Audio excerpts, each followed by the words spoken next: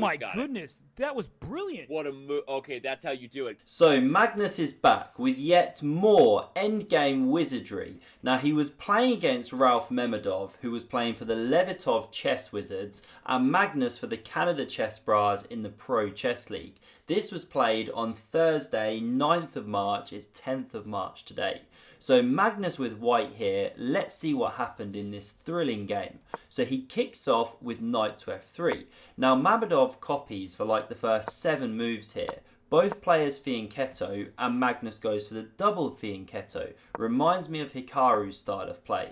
Now we see the bishop coming to b2 in a moment, and here Magnus changes the pawn structure with c4, the English style pawn structure. c5 in response, all still symmetrical, and now finally after d4 we see the symmetry broken with a captures on d4. The queen takes back, setting up the battery. Don't move your knight and get checkmated.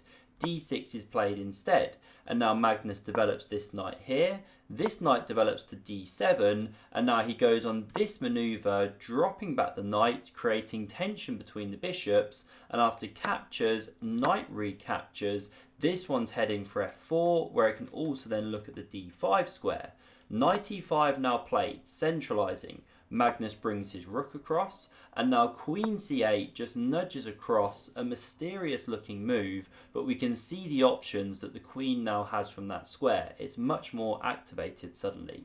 And now the knight hits f4, and the kind of strategic thing to understand here is that white's got a good grip on this d5 square which I'm highlighting, and if you ever go pawn e6 to challenge, well then you'll weaken the d6 pawn, and that could be a long-term weakness. So what does Mamedov do? Well, he goes for counterplay against Magnus's king, and he does it really well. So rook e8 is what he starts with. Now we see queen d2. Magnus just drops back, opens this bishop a bit more. Now pawn h5, and this starts the initiative on the king side, the counterplay. The knight hits d5, and now this is nice. So rather than just capture and give Magnus an easy ride, we see this knight jump into e4, hit the queen, which sidesteps, and then it comes to g5. Now this whole construction looks a bit weird to my eyes, a bit artificial, but when you're running it with the engine, it is actually possible. And after rook a c1 from Magnus, well, now we see the point of this h-pawn. Mamedov's throwing it down the board, looking to get some tactics going. Now Magnus goes f3 here. I guess he didn't want a knight to jump into g4 at some point perhaps. h3 in response was played, and now we get this knight dance going on with the knight hopping back to d3, challenging this powerful centralized one, and Mamedov now decides to go pawn e6 with the e file a bit more blocked, and we start seeing some liquidation. But first, this knight drops back to e3. Now queen b7 eyes the sensitive diagonal, and Magnus chops on e5. The pawn recaptures because it's weak, of course, and now here Magnus, he falls for a tactic. So the best moves in this position for white, one is pawn c5 and the other is king f2, and king f2 you'll see the point of in a moment, because what Magnus plays is knight g4, really logical, eyeing that pawn now with 2 pieces, but can you see the tactic which he's overlooked? Mamedov finds and takes the initiative. So the best move to play here is knight takes on f3 with check. After the pawn recaptures, well then the queen crashes through. But the whole point of this is not just to pick up a couple of pawns and have something that looks nice, you're actually winning material, because the knight is attacked and just can't be defended in any sensible way. If you try and retreat it, for example, well then you run into this checkmate. So what does Magnus do? Well, he plays the best move, which is to take a pawn on e5, but now here's the sting at the end of the tail. Bishop captures, bishop recaptures, and queen e3 check. Magnus feeling the heat from moving that f-pawn earlier in the game.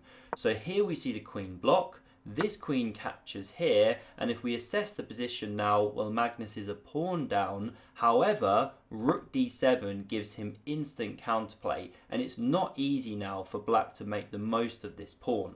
So the rook comes behind, defends. Magnus brings his rook across. intensifies the pressure, and now queen f5 offers an exchange. Magnus ducks it, but then Mamedov insists with queen to c5. Now he's trying to steer things towards a draw, but he hasn't counted on Magnus being an absolute endgame magician, as we'll see. So the queen captures on c5, the pawn recaptures, and now Magnus goes g4, looking to squeeze these pawns, maybe get g5 soon.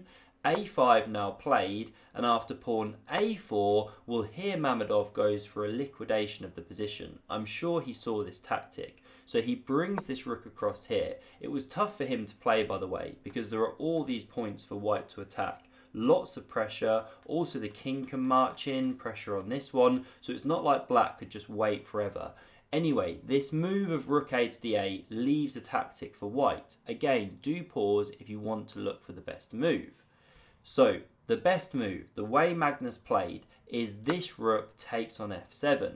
And if this one captures, which we didn't see in the game, well then you take here with check. Of course you left the defence when you captured on f7.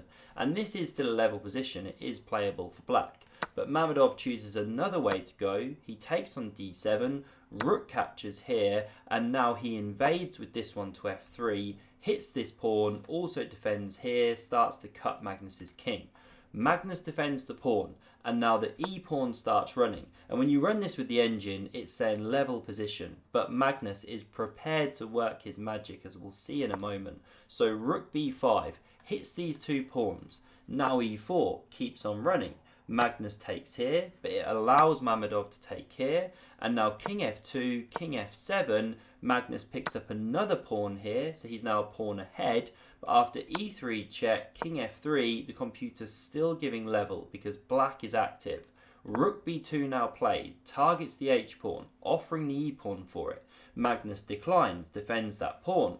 Now king e6, and we see a bit of a dance here now with rook and king, and eventually here Magnus abandons the h-pawn, allows the rook to capture, and here now this is really interesting because Magnus doesn't play the obvious of king takes on e3. He plays a special Magnus move. But just before I show you this one, a thank you to the sponsors of today's video, NordVPN. Now, no one likes cheaters, and NordVPN helps keep you safe in a world which is sadly full of such people. Because in a nutshell, NordVPN protects you and your data when browsing the internet, especially important when you're doing sensitive things like online banking. And not only that, but they have some very cool features too. For example, as someone who lives in the UK, when I log on to Netflix, I only get access to Netflix UK content, which means I can't watch one of my favourite films, Interstellar, because it isn't available on Netflix UK, but if I log on to the French server, I can then reload Netflix and hey presto, watch Interstellar because it is available on Netflix France. And there are a ton of other examples like this across games as well. So I have to say, I've personally been converted and highly recommend giving NordVPN a go. So do check out the link below and don't miss out on a huge discount that they're currently running when you initially sign up. So here, Magnus does not play the obvious king takes on e3. The problem with this is, say the rook slides away to c2, there are many different moves as you can imagine. Well, there's a simple threat to promote the pawn, and after the white rook comes behind, something like this, well now we get this liquidation. This is the problem, and you're heading towards a draw. And this is what Magnus does so well. He keeps the position alive. He checks with the rook, the king goes, then he checks with the c-pawn, just really subtle stuff. The king sidesteps and then he picks up this pawn. Now the black king can take here, restore the material, but importantly white's got this outside a pawn which is very dangerous. So king g5 was played, now rook h1, pawn a5, king b5, and the rook steps behind. Now king a6 comes in front and it looks like we're in gridlock, but Magnus finds an amazing move which the commentators react to like this. I don't think I've ever seen a Zugzwang like that. Wow. So Magnus plays the brilliant king to h4, but to appreciate why it's so good, let's show what happens if he captures this pawn, the obvious move. Well, now rook g1 comes, and you're threatening to take this one with check. So if the rook captures here, then we go with check, king goes, the rook slides across, that's a draw. And coming back here, if instead of white capturing this pawn here, instead you go g5, well now there's pawn h2, the rook comes across, and that's actually making a queen. And again, this is a drawn position, not won for black, but drawn, because eventually the rook will have to give up for this pawn, or keep checking the white king. So coming back here, taking the pawn leads to a draw, but king h4 rather is the only move to keep the position winning. And the problem now is that after pawn h2, which was played, Magnus waiting again with rook a2, will we reach a kind of Zugzwang position. Now, what happens if the rook moves here? Well, I'll show that one soon because it happens in the game. What Mamedov did is wait with the king, but now we check. King goes, we wait with the king again. The king goes, check, it runs to the corner, and after Magnus steps back with king h4, still doesn't take the pawn, well now the king's got no more moves, so you have to move the rook. And now we see Magnus chop this pawn, he leaves the a pawn. What's the whole point of this? Well, now the g pawn survives. Yes, the a pawn and the h pawn are gone, but this position is dead lost because of the Lucena position, which you can set up and we're about to see. King b6, rook h4. Now I'm going to run through these moves here because the point being, black can't stop white from marching that b pawn down the board. And what we're going to reach here is a position where the pawn's all the way down. I'm going to pause somewhere around here because after check, king e8, rook a1, we see resignation from Mamedov.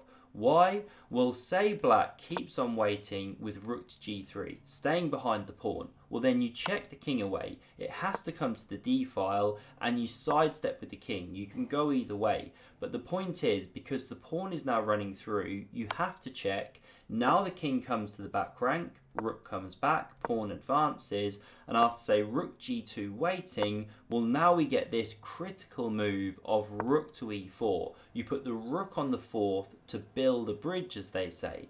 Now what's the idea? Say black keeps waiting. Well now you sidestep with the king. You can go either way. Let's say it comes to h7. Now you check, king g6, check, and now the king steps back here to stay with the pawn, and if black keeps checking, well now you come to g5, and after the next check you block with the rook. This is the point. This is the key to the position.